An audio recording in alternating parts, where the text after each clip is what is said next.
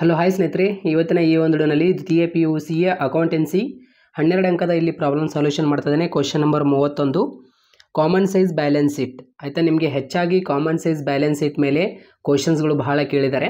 So common size balance sheet ಇವತ್ತು ಈ ಒಂದು ವಿಡಿಯೋನಲ್ಲಿ ತಿಳಿದುಕೊಳ್ಳೋಣ. ಕಂಪ್ಯಾರೇಟಿವ್ ಬ್ಯಾಲೆನ್ಸ್ ಶೀಟ್ ಕೆಳಗಡೆ ಕಮೆಂಟ್ ಬಾಕ್ಸ್ನಲ್ಲಿ ವಿಡಿಯೋ ಲಿಂಕ್ ಕೊಟ್ಟಿರ್ತೀನಿ. ಎಲ್ಲ ವಿದ್ಯಾರ್ಥಿಗಳು ವಿಡಿಯೋ ನೋಡ್ಕೊಳ್ಳಿ.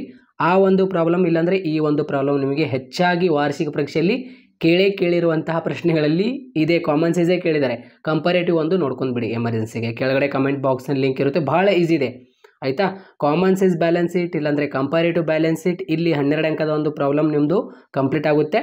ಮತ್ತು ಒಂದು ಜರ್ನಲ್ ಎಂಟ್ರೀಸ್ ಅಲ್ಲೊಂದು 12 ಅಂಕದ ಪ್ರಶ್ನೆ ಪ್ರಾಬ್ಲಮ್ ಕಂಪ್ಲೀಟ್ ಆಗುತ್ತೆ. ಮತ್ತು ಅದೇ ರೀತಿ ಅಡ್ಮಿಷನ್ ಆಫ್ ಎ ಪಾರ್ಟ್ನರ್ಶಿಪ್ ಇಲ್ಲಾಂದರೆ ಡಿಸಲ್ಯೂಷನ್ ಆಫ್ ಎ ಪಾರ್ಟ್ನರ್ಶಿಪ್ ಅಲ್ಲೊಂದು ಕಂಪ್ಲೀಟ್ ಆದರೆ ಸಾಕು. ಎನಿ 3 ಪಾರ್ಟ್ ಡಿನಲ್ಲಿ ನೀವು 12 ಅಂಕದ ಪ್ರಶ್ನೆಯಲ್ಲಿ ಬರೀಬೇಕು. ಆಯಿತಾ, ಇಲ್ಲಿ ಮೊದಲಿಗೆ ಅರ್ಥ ಮಾಡ್ಕೊಳ್ಳಿ ಯಾವ ರೀತಿಯಲ್ಲಿ ಕ್ವಶನ್ಸ್ ಕೇಳಿದ್ದಾರೆ ನೋಡಿ. ಕಂಪ್ಯಾರೇಟಿವ್ ಬ್ಯಾಲೆನ್ಸ್ ಶೀಟ್ ಮತ್ತು ಕಾಮನ್ ಸೈಜ್ ಬ್ಯಾಲೆನ್ಸ್ ಶೀಟ್ನಲ್ಲಿ ಇಲ್ಲಿ ನೋಡಿ, ಇಲ್ಲಿ from the following balance sheet of Indian industry limited common size balance sheet ಅಂತ ಇಲ್ಲಿ ಕೊಟ್ಟಿದ್ದಾರೆ. ಪರ್ಟಿಕ್ಯುಲರ್ಸ್ 2023. ಆಯಿತಾ, ಇಲ್ಲಿ 31/3/2023, 31/3/2024 ಇಲ್ಲಿ ಏರ್ ಕೊಟ್ಟಿದ್ದಾರೆ. ಆಯಿತಾ, ಈ 2 ಏರ್ ಇಲ್ಲಿ ಕೊಟ್ಟಿದ್ದಾರೆ ನಮಗೆ ಕಾಮನ್ ಸೈಜ್ ಬ್ಯಾಲೆನ್ಸ್ ಶೀಟ್ ಈ ಒಂದು ಇಂಡಸ್ಟ್ರಿ ಕಂಪ್ನಿ ಲಿಮಿಟೆಡ್ದು. ಆಯಿತಾ, ಇಂಡಿಯನ್ ಇಂಡಸ್ಟ್ರಿ ಕಂಪ್ನಿ ಲಿಮಿಟೆಡ್ದು ಕೊಟ್ಟಿದ್ದಾರೆ. 2 ಇಯರ್ಸ್ ಬ್ಯಾಲೆನ್ಸ್ ಶೀಟ್ ಅಂತ ಕೊಟ್ಟಿದ್ದಾರೆ ಇಲ್ಲಿ ಕಾಮನ್ ಸೈಜ್. ಇಲ್ಲಿ ಶೇರ್ ಕ್ಯಾಪಿಟಲ್ ಕೊಟ್ಟಿದ್ದಾರೆ. 2 ಲಕ್ಷ ಇತ್ತು 2023ನಲ್ಲಿ, ಇವಾಗ ಎಷ್ಟಾಗಿದೆ 2,50,000 ಹೆಚ್ಚಿಗೆ ಆಗಿದೆ. ಈ ರೀತಿಯಲ್ಲಿ ರಿಸರ್ವ್ ಕೊಟ್ಟಿದ್ದಾರೆ 1,50,000 ಆಗಿದೆ. Long term loans 2 lakh, 1 lakh minus ಆಗಿದೆ. ಅದೇ ರೀತಿ ಟ್ರೇಡ್ ಪೇಬಲ್ 3 lakhs ಇದ್ದಿದ್ದು 4 lakhs ಆಗಿದೆ. ಟೋಟಲ್ ಆಯ್ತಿದ್ದು 8 lakhs, ಇಲ್ಲಿ 9 lakhs. ಅದೇ ರೀತಿ ಬಿಲ್ಡಿಂಗ್ ಕೊಟ್ಟಿದ್ದಾರೆ 2 lakhs, ಅದೇ ರೀತಿ ಇಲ್ಲಿ 2,50,000. ಅದೇ ರೀತಿ ಪ್ಲ್ಯಾಂಟ್ ಕೊಟ್ಟಿದ್ದಾರೆ 2 lakhs, ಇಲ್ಲಿ 2,50,000. ಅದೇ ರೀತಿ ಇನ್ವೆಂಟ್ರೀಸ್ ಅಂದರೆ ಸ್ಟಾಕ್ ಅಂದರೂ ಕೂಡ ಒಂದೇ. ಆಯಿತಾ, ಇನ್ವೆಂಟ್ರಿ ಅಥವಾ ಸ್ಟಾಕ್ ಅಂದರೂ ಕೂಡ ಒಂದೇ. 3 lakh ಇಲ್ಲಿ 50,000 ಅಂತ ಕೊಟ್ಟಿದ್ದಾರೆ, 3,25,000 ಅಂತ ಕೊಟ್ಟಿದ್ದಾರೆ. ಕ್ಯಾಶ್ ಆ್ಯಂಡ್ ಕ್ಯಾಶ್ ಇಕ್ವಲೆಂಟ್ ಇಲ್ಲಿ 50,000 ಅಂತ ಕೊಟ್ಟಿದ್ದಾರೆ, ಇಲ್ಲಿ 75,000 ಕೊಟ್ಟಿದ್ದಾರೆ. ಈ ರೀತಿ ಬ್ಯಾಲೆನ್ಸ್ ಶೀಟ್ ಕೊಟ್ಟಿರ್ತಾರೆ ವಾರ್ಷಿಕ ಪರೀಕ್ಷೆಯಲ್ಲಿ. ಆಯಿತಾ, ಈ ವಾರ್ಷಿಕ ಪರೀಕ್ಷೆಯಲ್ಲಿ ಏನು ಈ ರೀತಿ ಕ್ವಶನ್ಸ್ ಕೊಟ್ಟಿರ್ತಾರೆ ನೋಡಿ, ಅರ್ಥ ಮಾಡ್ಕೋಬೇಕು ನಾವು. ಮೊದಲಿಗೆ ಏನು ಬರೀಬೇಕು ಇಲ್ಲಿ, Indian industry limited common size balance sheet as on 31st March 2023 1 year and 31/3/2024 2 year ಇಲ್ಲಿ ಹಾಕಬೇಕು. ಪರ್ಟಿಕ್ಯುಲರ್ಸ್ ಆಯಿತಾ, ಇಲ್ಲಿ ಡೇಟ್ ಪರ್ಸೆಂಟೇಜ್, ಇಲ್ಲಿ ಡೇಟ್ ಇಲ್ಲಿ ಪರ್ಸೆಂಟೇಜ್ ಅಂದರೆ 31st March 2023 percentage, 31st March 2024 ಇಲ್ಲಿ ಪರ್ಸೆಂಟೇಜ್. ಆಯಿತಾ, ಇಲ್ಲಿ ಪರ್ಟಿಕ್ಯುಲರ್ಸ್. ಇಲ್ಲಿ ನೋಡಿ, ಒಮ್ಮೆಗಳೇ ಇವಾಗ ಶೇರ್ ಕ್ಯಾಪಿಟಲ್ ರಿಸರ್ವ್ ಅಂತ ಡೈರೆಕ್ಟಾಗಿ ಬರೀಬಾರ್ದು, ಅದಕ್ಕೆ ಮೇಜರ್ ಹೆಡ್ಗಳು ಬರುತ್ತೆ. ಈ ಮೇಜರ್ ಹೆಡ್ಗಳು ಹಾಕಿ ಬರೀಬೇಕು ಅಷ್ಟೇ, ಮತ್ತೇನಿಲ್ಲ ಇದರೊಳಗೆ. ಆಯಿತಾ, ಇಲ್ಲೇ ಇರುತ್ತೆ ಎಲ್ಲ ಆನ್ಸರ್. ಆಯಿತಾ, ಓನ್ಲಿ ನಾವು ಇಲ್ಲಿ ಕ್ಯಾಲ್ಕುಲೇಷನ್ ಮಾಡಬೇಕು, ಏನು ಪರ್ಸೆಂಟೇಜ್ ಅಷ್ಟೇ. ಆಯಿತಾ, ಇಕ್ವಿಟಿ ಆ್ಯಂಡ್ ಲಯಬಿಲಿಟೀಸ್ ಅಂತ ಒಂದೇದು ಮೇಜರ್ ಹೆಡ್ ಬರುತ್ತೆ, ಇಕ್ವಿಟಿ ಆ್ಯಂಡ್ ಲಯಬಿಲಿಟೀಸ್ ಅಂತ. ಅದರೊಳಗೆ ಆಪ್ಷನ್ ಎ ಬರುತ್ತೆ, ಯಾವುದು ಶೇರ್ ಹೋಲ್ಡರ್ಸ್ ಫಂಡ್ ಅಂತ ಬರುತ್ತೆ. ಶೇರ್ ಹೋಲ್ಡರ್ಸ್ ಫಂಡ್ ಮತ್ತು ಇಕ್ವಿಟಿ ಆ್ಯಂಡ್ ಲಯಬಿಲಿಟೀಸ್. ಆಯಿತಾ, ಮೊದಲಿಗೆ ಇಕ್ವಿಟೀಸ್ ಆ್ಯಂಡ್ ಲಯಬಿಲಿಟೀಸ್ ಬರುತ್ತೆ, ಆಮೇಲೆ ಶೇರ್ ಹೋಲ್ಡರ್ಸ್ ಫಂಡ್ ಅಂತ ಬರುತ್ತೆ. ಇದು ನೆನಪಿನಲ್ಲಿ ಇಟ್ಕೊಳ್ಳಿ. ಆಯಿತಾ, ಅದರೊಳಗೆ ಏನು ಬರುತ್ತೆ, ಶೇರ್ ಕ್ಯಾಪಿಟಲ್ ಬರುತ್ತೆ ಮತ್ತು ರಿಸರ್ವ್ ಆ್ಯಂಡ್ ಸರ್ಪ್ಲಸ್ ಅಂತ ಬರುತ್ತೆ. ಇಲ್ಲಿ ನೋಡಿ, ಒಂದೇದು ಶೇರ್ ಕ್ಯಾಪಿಟಲ್ ಎಷ್ಟು 2 lakhs ಕೊಟ್ಟಿದ್ದಾರೆ 2023ನಲ್ಲಿ, 2024ನಲ್ಲಿ 2,50,000, 2,50,000 ಇಲ್ಲಿ ಬರೆದಿದ್ದೇವೆ. ಆಯಿತಾ, ಈ ಪರ್ಸೆಂಟೇಜ್ ಯಾವ ರೀತಿಯಲ್ಲಿ ಕಂಡುಹಿಡಬೇಕಂತ ನಾನು ನಿಮಗೆ ಹೇಳ್ಕೊಡ್ತೀನಿ, ವೇಟ್ ಮಾಡಿ. ಅದೇ ರೀತಿ ರಿಸರ್ವ್ ಆ್ಯಂಡ್ ಸರ್ಪ್ಲಸ್ ಎಷ್ಟು ಕೊಟ್ಟಿದ್ದಾರೆ, ರಿಸರ್ವ್ 1 ಲಕ್ಷ, ಇಲ್ಲಿ 1,50,000, 1,50,000.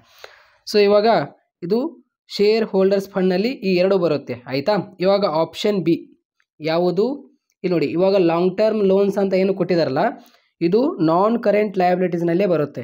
ಆಯಿತಾ, ಲಾಂಗ್ ಅಂದಿದ್ದಾರೆ, ಲಾಂಗ್ ಟರ್ಮ್ಸ್ ಬಾರೋಯಿಂಗ್ಸ್ ಆಗಿರ್ಬೋದು, ಲಾಂಗ್ ಟರ್ಮ್ ಲೋನ್ಸ್ ಆಗಿರ್ಬೋದು, ಇವೆಲ್ಲ ಲಾಂಗ್ ಕರೆಂಟ್ ಲಯಬಿಲಿಟೀಸ್ನಲ್ಲಿ ಬರುತ್ತೆ. ಇವಾಗ ಇಲ್ಲಿ ಲಾಂಗ್ ಟರ್ಮ್ ಲೋನ್ಸ್ ಅಂತ ಏನು ಕೊಟ್ಟಿದ್ದಾರಲ್ಲ, ಲಾಂಗ್ ಟರ್ಮ್ ಲೋನ್ಸ್ ಇಲ್ಲಿ 2 lakhs ಇದೆ 2023ನಲ್ಲಿ, 24ನಲ್ಲಿ 1 lakh ಇದೆ. ಇಲ್ಲಿ ನೋಡಿ, ಲಾಂಗ್ ಟರ್ಮ್ ಲೋನ್ಸ್ ನೋಡಿ 2 ಲಕ್ಷ ಇದ್ದಿದ್ದು 1 ಲಕ್ಷ ಆಗಿದೆ.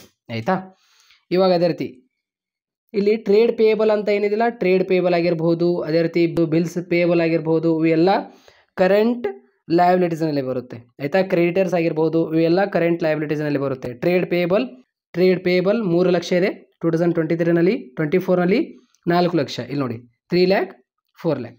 ಆಯಿತಾ, ಟೋಟಲ್ ಮಾಡಿ, ಟೋಟಲ್ ಎ. ಆಯಿತಾ, ಇದು ಟೋಟಲ್ ಎ ಎಷ್ಟಾಯಿತು, total equity and liability major head ಏನು, total equity and liability.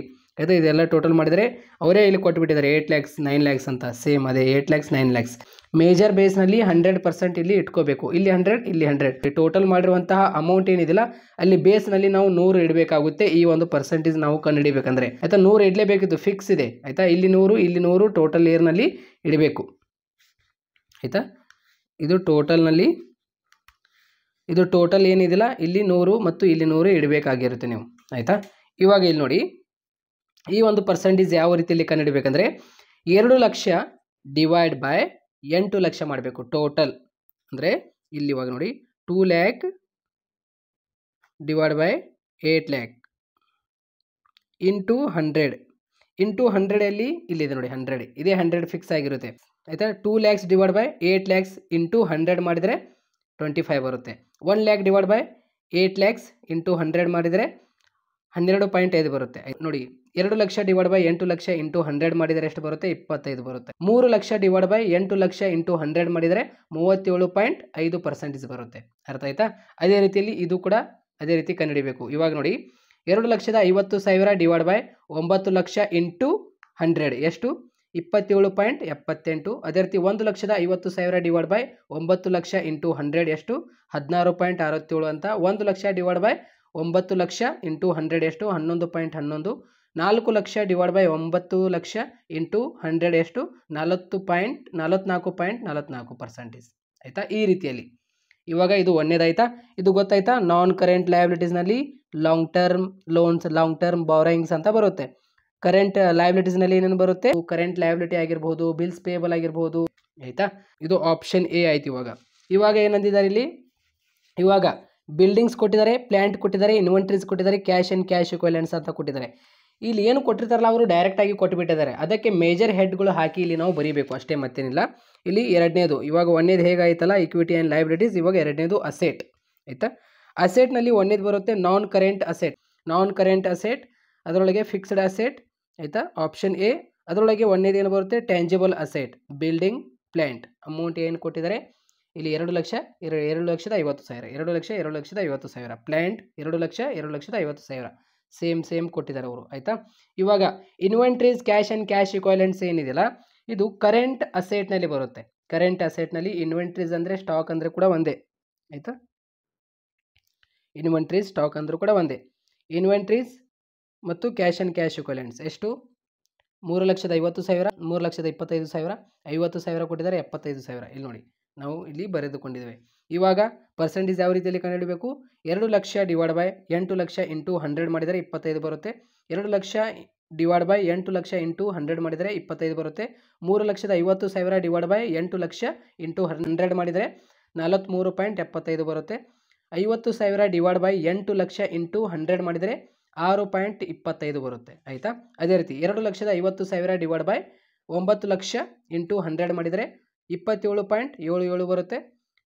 2,50,000 divide by 9 lakh into 100 ಮಾಡಿದರೆ 27.7 ಬರುತ್ತೆ. ಅದೇ ರೀತಿ 3,25,000 ಡಿವೈಡ್ ಬೈ 9 ಲಕ್ಷ ಇಂಟು 100 ಮಾಡಿದರೆ 36.11 ಬರುತ್ತೆ. ಅದೇ ರೀತಿ 35,000 ಡಿವೈಡ್ ಬೈ 9 ಲಕ್ಷ ಇಂಟು 100 ಮಾಡಿದರೆ ಎಷ್ಟು ಬರುತ್ತೆ? 8.33% ಬರುತ್ತೆ. ಈ ಪರ್ಸೆಂಟೇಜ್ ಹೇಗೆ ಕಂಡುಹಿಡಬೇಕಂತ ನಾನು ನಿಮ್ಗೆ ಹೇಳಿದ್ದೇನೆ. ಹೇಗೆ? ಫಾರ್ ಎಕ್ಸಾಂಪಲ್ ಇವಾಗ 2 lakh divide by 8 lakh into 100 ನೋಡಿ, ಫಾರ್ಮುಲಾ ನೆನಪಿನಲ್ಲಿ ಇಟ್ಕೊಳ್ಳಿ, ಆಯಿತಾ. First year amount total amount into 100 ಮಾಡಿದರೆ, okay. First year amount divide by total year amount into 100 ಮಾಡಿದರೆ ಇದು ಪರ್ಸೆಂಟೇಜ್ ಬರುತ್ತೆ. ಟೋಟಲ್ ಬೇಸ್ನಲ್ಲಿ 100 ನಾವು ಇಡಲೇಬೇಕು ಟೋಟಲ್ನಲ್ಲಿ, ಆಯಿತಾ. ಇಲ್ಲಿ ನೋಡಿ ಟೋಟಲ್ ಅಸೆಟ್ ಇಲ್ಲಿ ನೋಡಿ ಟೋಟಲ್ ಅಸೆಟ್ ಅಷ್ಟೇ ಆಗುತ್ತೆ ಅದು ಕ್ಯಾಲ್ಕುಲೇಷನ್ ಮಾಡಿದರೆ. ಸೊ ಈ ರೀತಿಯಲ್ಲಿ ನಾವು ಈ ಒಂದು ಪ್ರಾಬ್ಲಮ್ಗೆ ಆನ್ಸರ್ ಮಾಡಬೇಕಾಗಿರುತ್ತೆ. ಎಲ್ಲ ವಿದ್ಯಾರ್ಥಿಗಳಿಗೆ ಗೊತ್ತಾಗಿದೆ ಅಂತ ಅನ್ಕೋತೀನಿ. ಎಲ್ಲ ವಿದ್ಯಾರ್ಥಿಗಳಿಗೆ ಒಂದು ಶೇರ್ ಮಾಡಿ. Thank you so much.